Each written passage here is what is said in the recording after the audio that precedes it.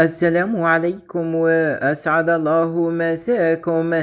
في أجواء حزينة ومؤثرة تعيش التلميذة سندس بلعيد حالة من الصدمة بعد وفاة والدها كمال بلعيد رحمه الله، وذلك تزامنا مع فترة الاختبارات الفصلية بمتوسطة قصر بلازما بولاية بتنا.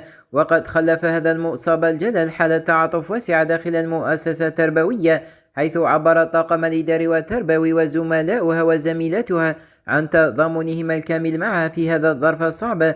وأكدت إدارة المتوسطة أن المؤسسة ستبقى سندا للتلميذة وستعمل على توفير كل الدعم النفسي والبيداغوجي لمساعدتها على تجاوز هذه المرحلة.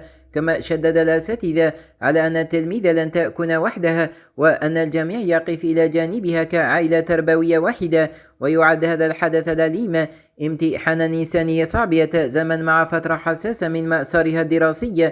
وقد دعت الأسرة التربوية إلى الدعاء للفقيد بالرحمة والمغفرة، وأن يلهم الله ذويها الصبر والسلوان. وتبقى هذه المبادرة تعبيرا عن روح التضامن والتآزر داخل الوسط المدرسي في مثل هذه الظروف القاسية.